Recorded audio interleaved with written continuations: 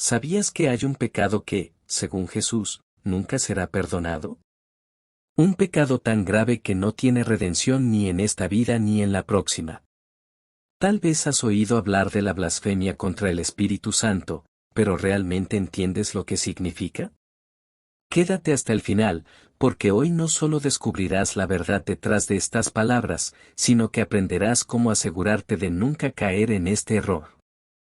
A través de los siglos se ha analizado este tema por muchos teólogos o grupos de estudiosos de las Escrituras. En este video quiero explicarte las diferentes posturas, junto con su fundamento bíblico y teológico.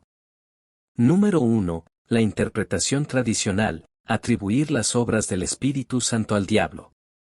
Esta interpretación se basa directamente en el contexto de Mateo 12, del 22 al 32 y Marcos 3, del 28 al 30, donde Jesús advierte a los fariseos por atribuir sus milagros, realizados por el poder del Espíritu Santo, a Satanás.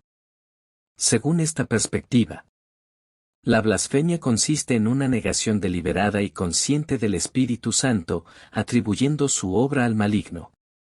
Aquí el pecado no es solo una acción, sino una postura de rebeldía continua frente a la verdad espiritual, aun cuando ésta se conoce y se entiende.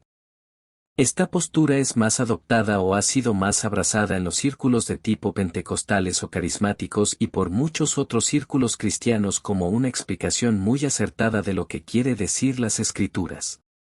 Número 2. La postura reformada: rechazar el Evangelio y no creer en Jesús.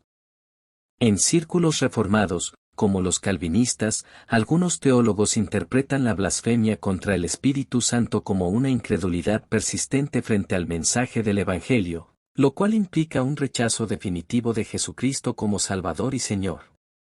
La base de esta interpretación está en pasajes como Juan 16, del 8 al 9, donde Jesús dice que el Espíritu Santo convencerá al mundo de pecado, justicia y juicio, y agrega, de pecado, por cuanto no creen en mí. Según esta línea de pensamiento, el pecado imperdonable es la incredulidad final y deliberada, que rechaza el único camino de salvación que Dios ha provisto, Jesucristo, Juan 14, 6. En otras palabras, no creer en Jesús como el Hijo de Dios implica rechazar la obra del Espíritu Santo, quien es el que ilumina nuestras mentes y corazones para que podamos reconocer a Cristo como Salvador. Número 3. Postura combinada: negación consciente y rechazo del Evangelio. Algunos teólogos combinan ambas perspectivas. La blasfemia contra el Espíritu Santo implica un rechazo consciente y deliberado de su testimonio sobre Cristo, lo cual se manifiesta tanto en la incredulidad persistente como en el desprecio a la obra de Dios. Esto conecta tanto con el contexto histórico de los fariseos, atribuir la obra de Dios al diablo, como con la incredulidad moderna frente al mensaje del Evangelio. Esta postura tiene respaldo en Hebreos 6, del 4 al 6, que habla de aquellos que han sido iluminados, gustaron del don celestial, participaron del Espíritu Santo, y recayeron. Es imposible renovarlos para arrepentimiento. Esto sugiere que aquellos que rechazan deliberadamente al Espíritu, aun después de haber experimentado su obra, se colocan fuera del alcance del perdón. La diferencia clave entre las interpretaciones radica en el énfasis. La tradicional enfatiza la acción de atribuir la obra de Dios al diablo como el pecado imperdonable. La reformada pone el foco en el rechazo final del Evangelio, es decir, vivir y morir en incredulidad. Ambas coinciden en que no es un pecado accidental ni un momento de duda, sino una postura deliberada, consciente y persistente contra Dios. ¿Qué significa esto para nosotros hoy? Si bien hay matices en las interpretaciones, lo esencial es que la blasfemia contra el Espíritu Santo es una condición del corazón endurecido, que rechaza la verdad divina de manera intencional y definitiva. Es la incredulidad persistente que no permite al Espíritu Santo transformar la vida.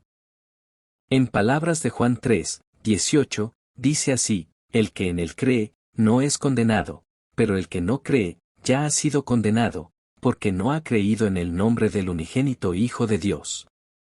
Entonces, ya sea que entendamos la blasfemia contra el Espíritu como atribuir su obra al maligno o como la incredulidad continua, Lo que está claro es que debemos responder al llamado del Espíritu con fe, arrepentimiento y humildad.